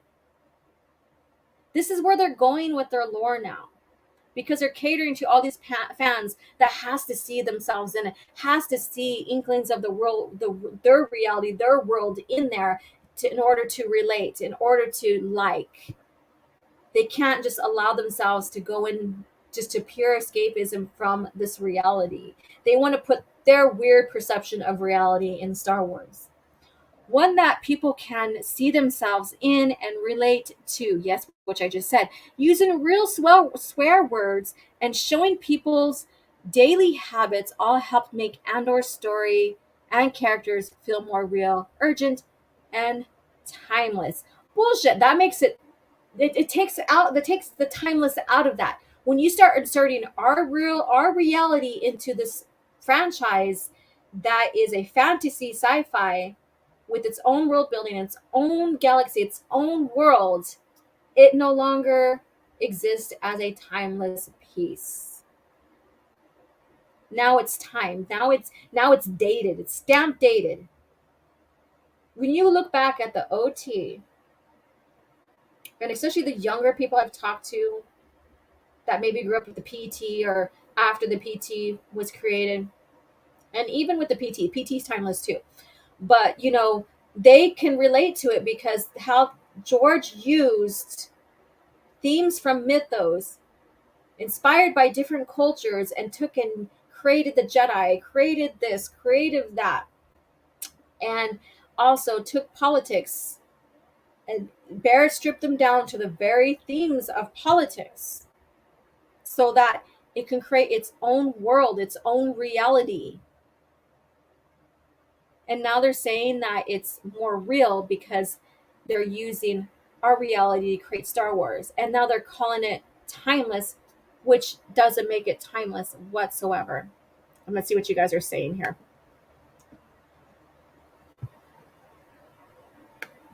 Hey, Keck44, how you doing? George was inspired by 1940s Germany and how Hitler rose to power for the empire. Yeah, he was inspired by. He didn't base it upon. And I think that's a huge difference between that, because once you start basing something upon, that's what you have to state in the movie, based upon events, based upon this, based upon that. You have to have that for legal ease, I guess you can say. James Unchanged, if I wanted, let me bring it up. If I wanted reality, I'd read newspapers. Yeah, I dated myself. I watched movies for escapism, correct. Does hell exist in Star Wars? Thank you so much. Soul, you're just on top of your game. Thank you so much, you guys. Soul Assassin, you're amazing, Vato. You're my Vato through and through. Iris, yeah, that wouldn't have been a kid movie my parents picked. If I hadn't have watched it at a friend's, I don't know if I would have watched it until episode 1 came out. Interesting. Hello there. Hi, Christian. How you doing? And then says, what's up, peeps? We are discussing about how Andor thinks that they're making these amazing breakthroughs through Star Wars, which they are not. So, yeah. All in one single breath. Ha ha ha. Yeah, I agree. Yeah, so let's get to the article because we're getting to the point that I want to make. A few scenes included in Andor Season 1, Episode 5, The Axe Forgets, takes place at the Aldhani Imperial Base, the very same location that Cassian's rebel group is preparing to rob for its payroll credits. One scene introduces Imperial Corporal Kimsey as he takes a smoke break and stares out over the majestic landscape that Altani boasts. Some viewers might think that that depicting a character who smokes, no matter how briefly this might be shown on screen, is inappropriate in a franchise that is mainly targeted towards children. Oh my god! Okay, so tell me that you did not read. What was it? Was it the Thrawn trilogy where we had oh crap, I can't remember his name now, but he was smoking a cigar, and Lando and Luke are on a star cruiser, and they recognize Lando recognizes his tobacco or whatever, by its smell, by its unique smell and its brand. So don't tell me that smoking wasn't just like this first scene of someone smoking is the first time that it's ever been used, because the Thrawn trilogy shared that. And then you have your tobacco products in Star Wars, all of that. So don't tell me that this is the first time that just because people see it that this has occurred, because it has not. It has not. Kimsey smoke isn't the only controversial dot element that Andor has inserted into Star Wars canon, or you mean Disney lore. A previous episode was subjected to backlash after one character used a well-known English swear word instead of made-up Star Wars curse word. But these additions are good for the franchise. Why are they good for the franchise? Let me know.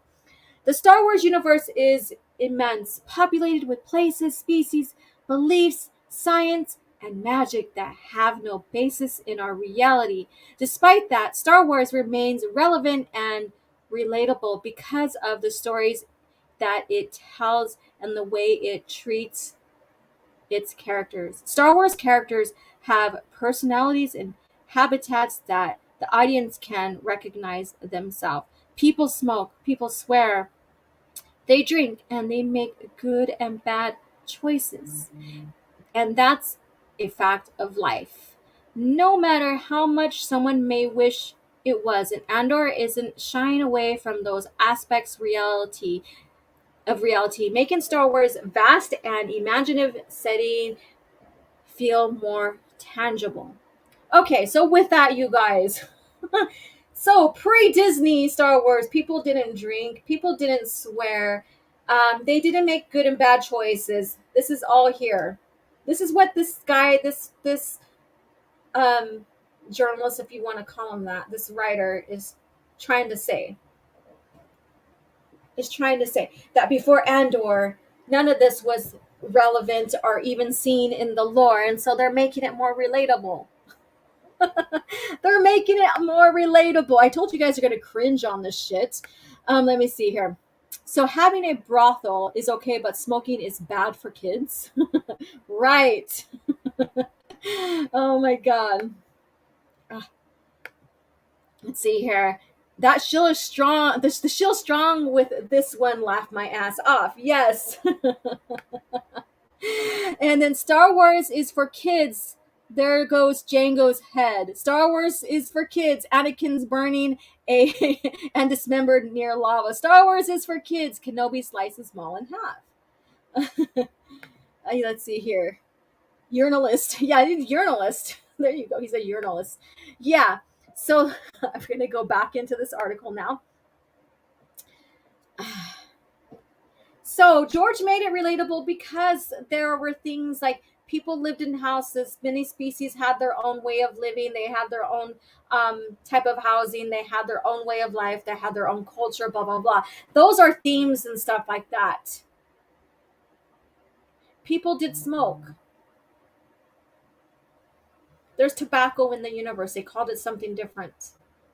Tobacco. I would say tobacco or something like that. But yeah. all of that. People to drink, cantinas. Huh, we seen that in the very first Star Wars, right? Oh my god. Yeah. It also makes the characters in the show feel more grounded, really.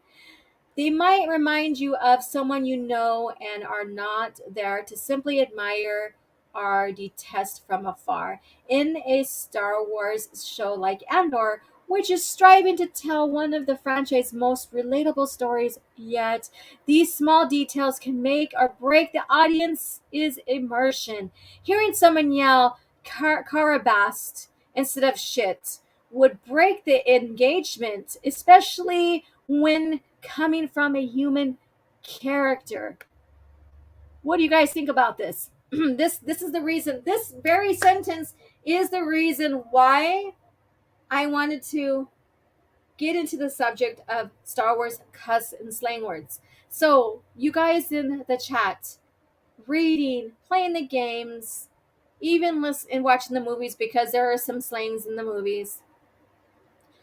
Did it disengage you from Star Wars hearing them talk in their in-universe language? Because it didn't for me. I was like, holy shit, that's creative. That's neat. Because the galaxy is so vast and humans is not the dominant species, really. I mean, in a sense. I mean, humans went and populated a lot of systems and planets and stuff, but there are varying species, millions and millions of different species out there. Arabish, the alphabet, basic, the language, are contrived of varying languages. So, this person, even the showrunner, they have no clue about Star Wars lore, Star Wars history, the franchise. And I think someone pointed out to me, and I have to find this, but someone pointed out to me that Tony Gilroy basically says that he never was involved in Star Wars or got into Star Wars. So there you go. Because even in the past, he basically was like, I'm doing the first suggested sex scenes ever in Star Wars. Remember that? Remember we talked about that discussion? So now we have this. So I'm going to see what you guys are saying in the chat. Let's see here. Let's see here. Oh, I read that one already. Let's go to here. Okay, I got my... Okay, let's get my shit straight. Not defending Kenobi, but even in the trash show, Vader outright snaps a kid's neck with the Force. But Star Wars is for kids, right? You could even go and counter with their own lore material. Yeah. And then James says, nope. Let's see here. Yeah, Tony Gilroy said he's not a big Star Wars fan of Star Wars. That's the thing. They don't care. These people, the new Lucasfilm, they hire people who don't really know much about Star Wars, are not a big fan, but allow them to insert their own bullshit into it. So they and the story group even said that they can't course correct any continuity errors that they're told not to, which is it shows. And it's amazing that Star Wars has gotten into this condition. Now, I don't think George Lucas ever intended for this to happen. I mean, the creator basically said that it's not his Star Wars. Literally said Star Wars, Disney Star Wars is not his Star Wars. He's never said that about the EU, saying it's not his Star Wars. There's a big difference with that, right? So we'll go to that. And I have my bars going up, so hopefully I'm not skipping or sound robotic to you guys, but my internet, bar is coming up and now it's back. So, handshot first, Star Wars is for kids, laugh out loud. Yeah. Star Wars for grown ass folks. Let's see here. And Sex in Star Wars existed, but wasn't in your face like Disney canon. Yeah, they've been doing a lot of that. And so Tony doesn't even know the lore that he's working with for Disney Star Wars lore, because there's novels that even had sex scenes, I guess you can say, from what I'm told. Because like I said, I do some research when I'm speaking about something, because I want to make sure I have all my ducks in a line. But I don't get that far into it, so there might be a novel I may have missed, and I think it's the Lost Star that basically has a sex scene in there, from what I'm told, or so there you go.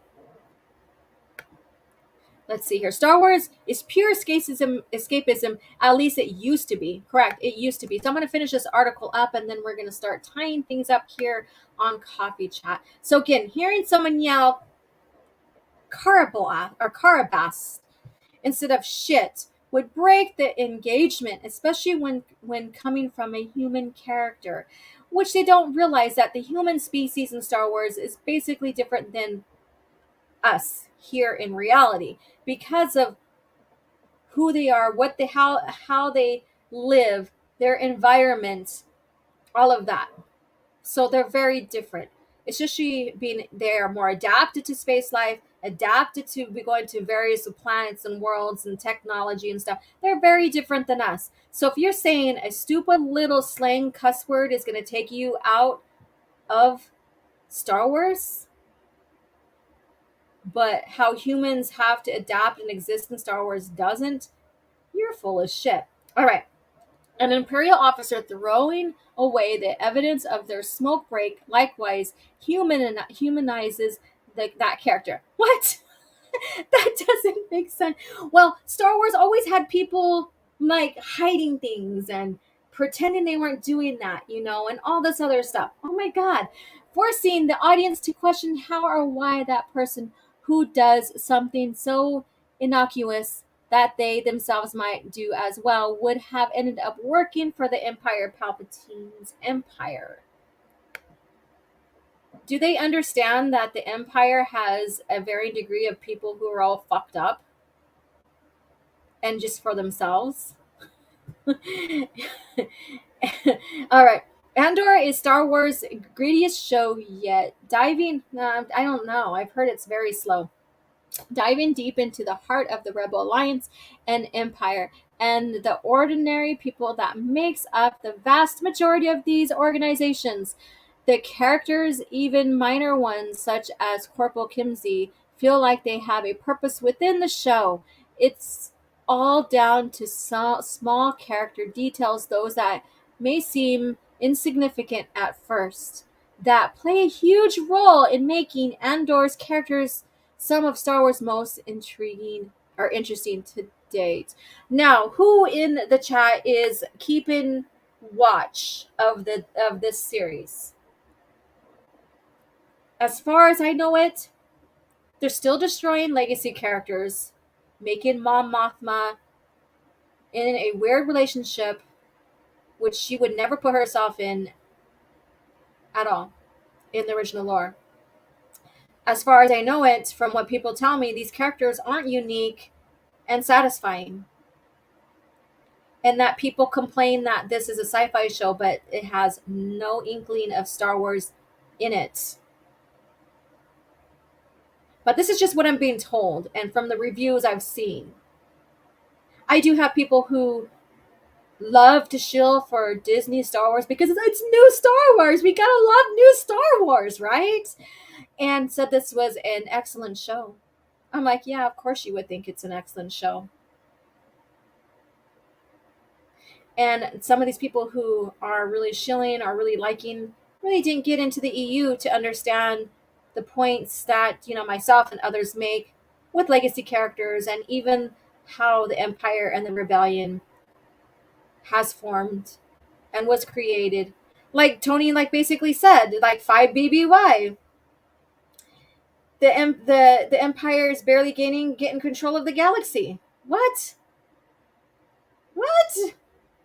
5 BBY. How many years is that after the purge? 14 or not even that.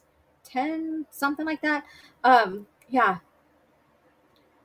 So he's barely getting control as an emperor, even though we've seen that he had control from the start of the beginning of the Clone Wars. Maybe in the Phantom Menace as well, but definitely the start of the Clone Wars. Because everything that he placed down started to occur. His design started to happen. He had control of both sides of the war. He had those two faces, his mask, who is Palpatine, and the true self, who is Sidious. And both sides, he's using both identities to construct and maneuver the war. Also, gaining control of the Senate. He manipulated and used a lot of people, even Jar Jar. Yeah, I'm going to go there. Even Jar Jar was manipulated because if Jar Jar wasn't put in the place, which I thought was a stupid decision, wasn't put in the place of Padme, maybe some things would not have conspired. Think about it. Think about that. Let me see here.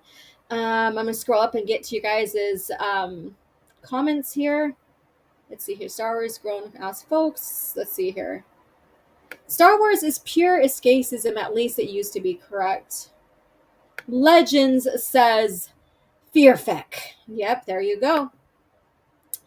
And we all know life has people living in it and doing stuff, but does it move the story? Correct. You know, if the show doesn't, if the story doesn't show it's lived in its own world, then what's the point? This is not a breakthrough for people to live in the pretend world that they come from, right? It's not a breakthrough at all. It's not. Someone smoking a cigarette, which cigaras, there we go. Cigars are common in Star Wars lore. That's not a breakthrough. That's not a breakthrough for someone smoking a cigar. Not whatsoever. That's already been in Star Wars. Design in Andor looks nothing like Star Wars, looks more like Halo. I've been hearing that a lot. It looks like Halo. Andor is slow, and that's another one I'm hearing. Very slow. Need to watch new episodes. Good luck. Kinda. All right. It's too blatant at this point that they are purposely tanking legacy characters and trying to trying harder for their own creations. And yeah, I can read. I know I can. I read that whole article to you. I have been rewatching Old Home Improvement. That show is still funny, and Dave Chappelle was so young. Wow, yeah. I wanted to watch Andor, but my time is precious. Yeah. I mean, I'm not going to watch it. No way. If there's something that happens that is alerted to me, I'll do my research. But I'm going to give the show any time whatsoever in watching. After Solo, never watched more Disney Star Wars content, only EU books and comic books, and the Droid show. Yeah. Diverse species. Disney Lucasfilm is all humans and humanoids, better suited for Guardians of the Galaxy. Yeah, that's the thing too, is that there is maybe one or two little alien here or there. That's what I'm told in Andor, and that could be very generous at the most or at the least. But it's mostly human. When you get to the rebellion part, you should see different species. The Empire, not so much. But for the rebel and those factions, yeah, you should get into more species, because the more you bring in the species, it helps with orchestrating how the Rebel Alliance and the different factions that became the Rebel Alliance. Because if you know Star Wars lore, original lore, the Corellian Treaty is the one thing that formed the Rebel Alliance in 2 BBY. That was signed. And so that was agreement with all the factions of rebels in the galaxy, because they were all different factions, varying factions. So Mon Mothma, she wasn't just in charge of it from the start. She was in charge of the faction through the government part, right? But she wasn't. There was other different factions, and yeah, we know Kyle Katarn and Jan Ors got a most important part of the plans, the Death Star plans. But we also know that Bria, um, from the Han Solo trilogy, is another one who ended up getting another portion of the plans, and that was transmuted to Leia's ship, and whereas Kyle Katarn hand delivered. So there's that. So we know that there's different factions, and Bria was a part of one single faction of the rebellion before that was fully formed into the Rebel Alliance in the Corellian Treaty. All right, Keck says, I watched the first episode of Mandalorian. Arg! Checked out after Baby McGuffin show. I haven't watched anything since. Let's see here. Hit the like button. Thank you so much. I think Palpatine would have found someone else to manipulate to give him power. Jar Jar was just convenience. Yeah, I know he was. He's a very good convenience because he was this like ignorant species or Naboo, someone from Naboo, you know, and it was convenient. And they all agreed. There you go. But I'm still like, what the fuck are you doing? Not him, kind of deal. In defense of Jar Jar, his innocence and naivete, yeah, was a hindrance, but he was made representative for not just Naboo, but for the Gungans. Yeah, that's what I mean. Like when I say he's from Naboo, he's also representing his species as well. Let's see here. Why is this going like this? I need to plug in my laptop before I lose you guys. Yeah, so he wasn't a part of, it wasn't just because he was, from Naboo. It gave the Gungans a voice as well. And so that's where I see, Padme and their aspect of that. But I still thought it was the wrong decision because how naive and stuff he was. But that's just me. I'm like, why? My fragile little mind can't handle the vast lore of Andor. And here comes Soul Assassin with the sass. All right, let's see here. Batsy says Disney Lucasfilm are the real xenophobes. Yup, they are. They want diversity, but not in the true sense that Star Wars gives you diversity. That's the difference. That is the significant difference. Human species in Star Wars wasn't based upon the diverse races that we have here on Earth, right? The diversity, the humans didn't have like races and stuff like that. If they were associated with anything, it was the planet that they came from. That's it. That's all. However, there still was different tones of skin. And that was cool. We got that. That's the extent of human diversity in Star Wars. But the diversity in Star Wars meant different species, different languages, different cultures. And that's where Disney Lucasfilm fails. Because people need and want to see themselves in a fantasy that is timeless. Now, if we're going to like stories that are from Earth and stuff, then maybe there would be a fair point with that. But when we have a franchise that's based not of this world, sci-fi fantasy that has its own world building, its own lore, its own cultures, all of that, diversity is not specific to humans. So that's where they fail. They fail at the concept of diversity when it comes to Star Wars. And it's a shame. It's kind of embarrassing growing up with Star Wars and seeing the state it's in, but now it's also laughable. I think I went through the stages of of emotions when you go through something drastic. From being extremely sad, going into mad and frustration and all that. Now I'm just at the point where I'm laughing at all this shit. It's like I'm done. I'm done with those emotions because it is what it is now. But does it stop me from talking about it? No, it doesn't, because I'm creating awareness. I'm creating awareness, and basically my famous words, which is compare and contrast, is comparing and contrasting between the two lores and giving you guys maybe a sound bit of information that you can make your own decision on off of. That's the least thing I could do to contribute to you guys as a Star Wars channel that is dedicated mostly or to solely George Lucas era of Star Wars. And so cringe factor may come in and bring the cringe and the what the fuck moments and stuff like that, but also brings in a little bit education of compare and contrast between the lores. So there you go, you guys. There's my little speech to you guys about my purpose. Let's see what you guys have to say. The birth of the Rebellion Force Unleashed. There you go. Yep.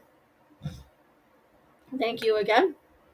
And I've been posting some links to some books, like to the Young Jedi Knights and other books in the YouTube community. So if you haven't had a chance to purchase them, they have their non-legends label. Snatch them up before they go. So if you're looking for those specific books, I did post some in there.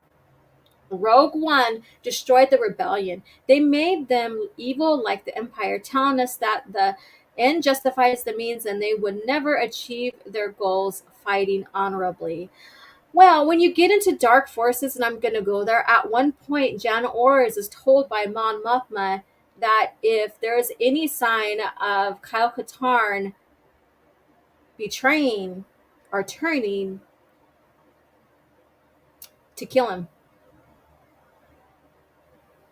Because they needed, they were steadfast on getting those plans. They didn't need their cover to be blown and whatever.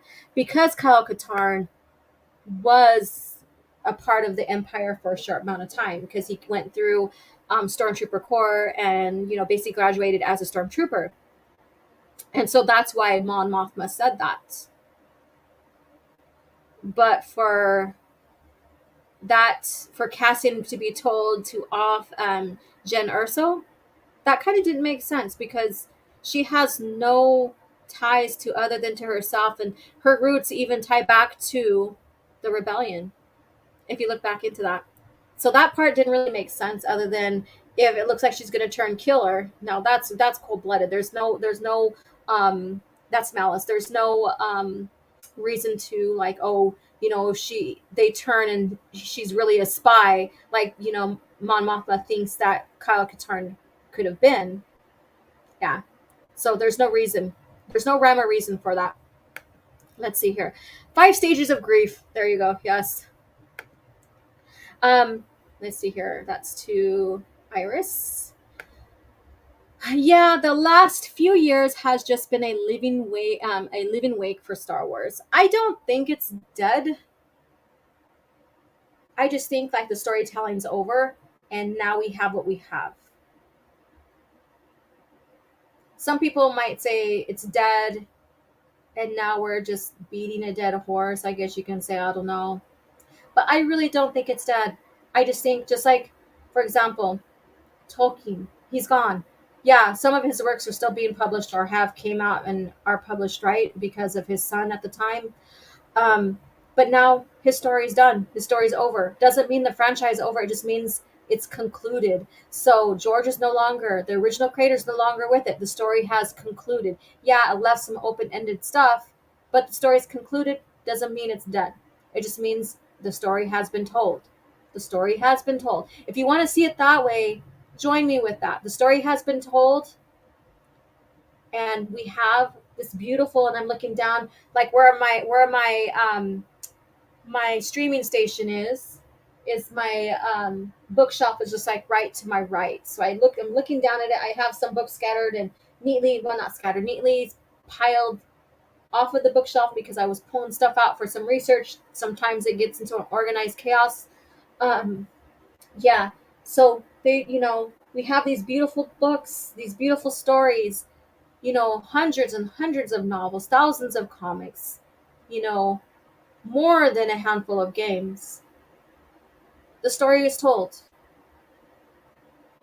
There you go. It's not dead. The story is told.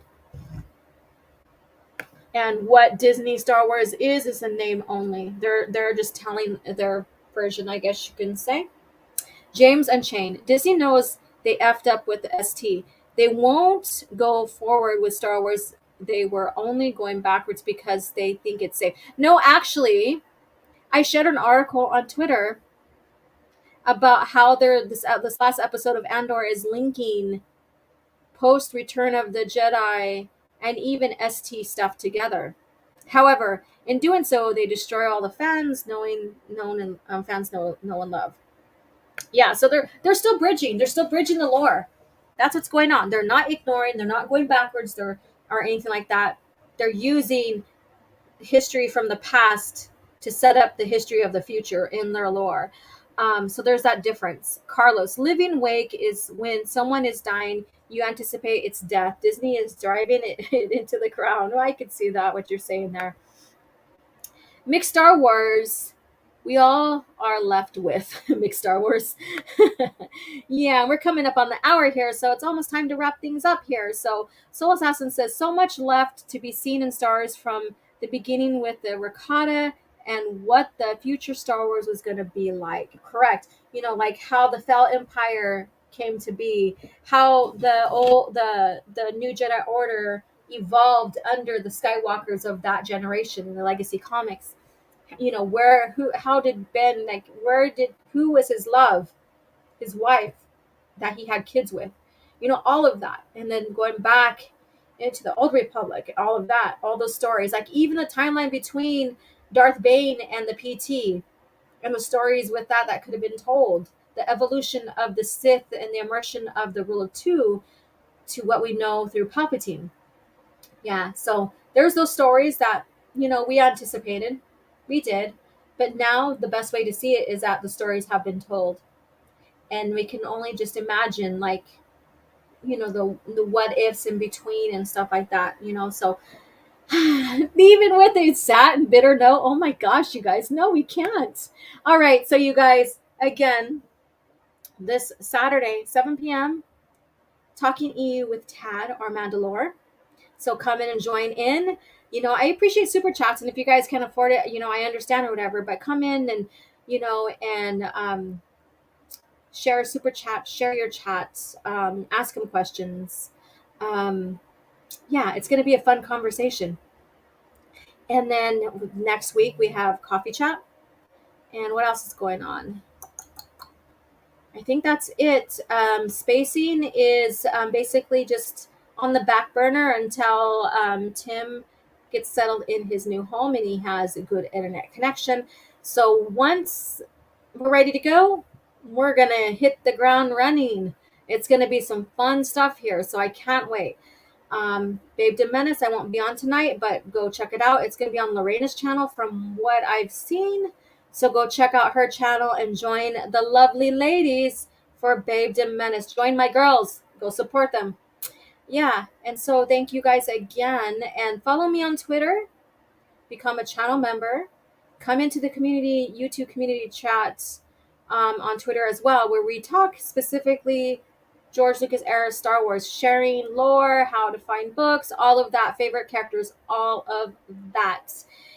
Beautiful immersion into the lore, where the heart of Star Wars is George Lucas era of Star Wars. So thank you guys again for tuning in to this morning's coffee chat. Hopefully I'll have a new keyboard, or that keyboard decides to work. I don't know what's going on.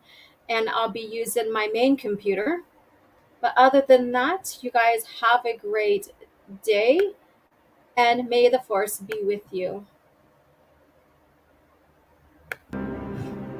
I had fought the worst of all wars and witnessed the redemption of evil.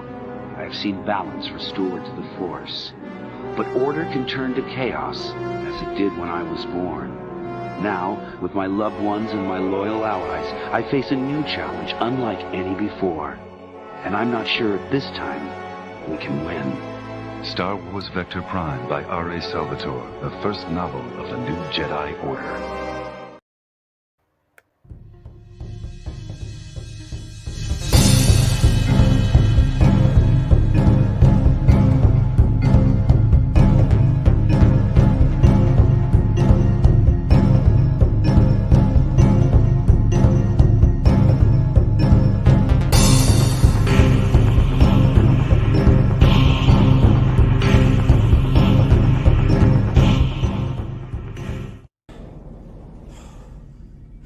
Another happy landing.